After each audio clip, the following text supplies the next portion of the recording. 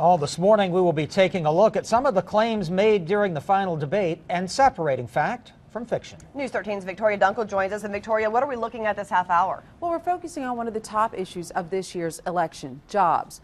When talking about outsourcing jobs, the president had this to say. Well, Governor Romney's right.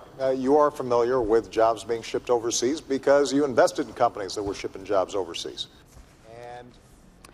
An Obama campaign ad claims that Romney's private equity firm invested in companies that were pioneers in outsourcing U.S. jobs. After Romney founded Bain Capital, he put together a team that looked to make high returns. One strategy was to invest in companies that played off the trend in outsourcing. However, PolitiFact found little evidence that those companies were pioneers in outsourcing and rated the Obama ads claim as half true. During the debate, Mitt Romney claimed the president said by now that we'd be at 5.4% unemployment. The American Crossroads PAC made a similar claim in one of its ads. In the evidence the group provided, Mr. Obama doesn't mention that statistic. The president did introduce projections that included a chart that showed the jobless rate falling to about 5.6% under a recovery plan, but the report noted that the estimates had significant margins of error and that unemployment was difficult to project because of the unusual causes and severity of the recession. The chart was mentioned as a possible projection, not as a promise. PolitiFact rates the claim mostly false. Coming up in our next half hour, we're taking a look at what the candidates had to say about two countries with a major impact on our global policy, Israel and Russia. Holly? President Obama and Mitt Romney squared off last night for their third and final debate. It centered on foreign policy. And now we are fact-checking that this morning. News 13's Victoria Dunkel joins us. So, Victoria, what are we focusing on this time? Well, this time around, we're looking at two countries that have long been a major part of our foreign policy, Israel and Russia. When discussing threats to the United States, this is what President Obama had to say. Governor Romney, I'm glad that you recognize that al-Qaida is a threat. Because a few months ago, when you were asked what's the biggest geopolitical threat facing America, you said Russia. Not al-Qaida, you said Russia. In the 1980s or now. Mitt Romney has, in fact, described Russia in the past as being our #1 geopolitical foe. In a later interview, Romney took a softer tone, calling Russia our #1 adversary in terms of votes at the United Nations, not military action. PolitiFact rated Obama's statement true. When the subject turned to Israel, Mitt Romney had this to say.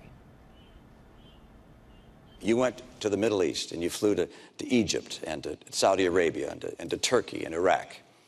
And by the way, you skipped Israel, our closest friend in the region.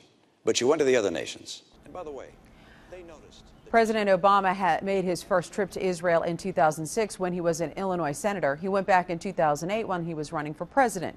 But Romney specified that Obama has not been to Israel as president, and that is correct. To put that claim in context, it is worth noting that a majority of the last 11 presidents did not visit Israel. But Romney's claim was still accurate, and PolitiFact rated it true. Coming up in our next half hour, we're looking at our nation's standing in the world scene, specifically claims that the president has apologized for the United States. Jay, Holly? At last night's debate, both men came out swinging. All this morning, we are separating fact from fiction. And joining us now is News 13's Victoria Dunkel. So, Vic, what are we talking about this half hour? Well, we are fact-checking a claim Governor Romney made repeatedly. He has said several times that the president began what he calls an apology tour, going to various nations in the Middle East and criticizing America. Romney adds that the trouble with Iran is that it thinks the current administration is weak.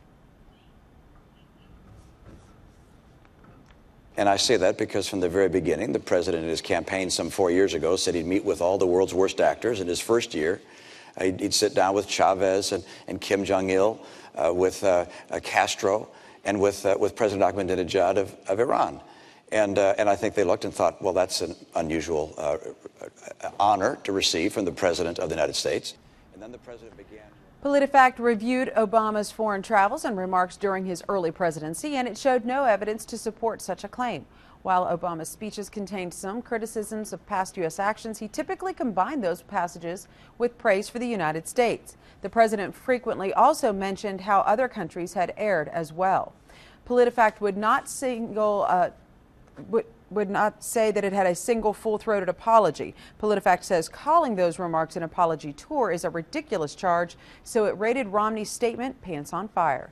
Now, when I come back in our next half hour, we'll dissect the candidate's comments about the military. President Obama and Republican presidential hopeful Mitt Romney battled over foreign policy in their final presidential debate of the election. In our last fact check this morning, we're talking about military and diplomatic strengths. News 13's Victoria Dunkel joins us. And Vic, something that President Obama said last night is now trending. Yes, it is, Holly. Romney said if elected, he would invest in the military. He criticized the president for allowing the Navy and the Air Force to shrink in size, saying our Navy is smaller now than at any time since 1917, and our Air Force is smaller than at any time since it was founded. Now, this is what President Obama had to say about that. Well, Governor, we also have fewer horses and bayonets because the nature of our military has changed. We have these things called aircraft carriers where planes land on them. We have these ships that go underwater, nuclear submarines. And so the question is not a game of battleship where we're counting ships.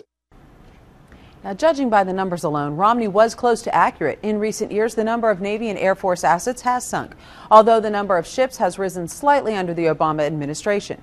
However, a wide range of experts tells PolitiFact it's wrong to assume that a decline in the number of ships or aircraft automatically means a weaker military. They say it is actually quite the contrary. The United States is the world's unquestioned military leader today, not just because of the number of ships and aircraft, but also because each is stocked with top-of-the-line technology and highly trained personnel. PolitiFact evaluated Romney's statement and rated it pants on fire.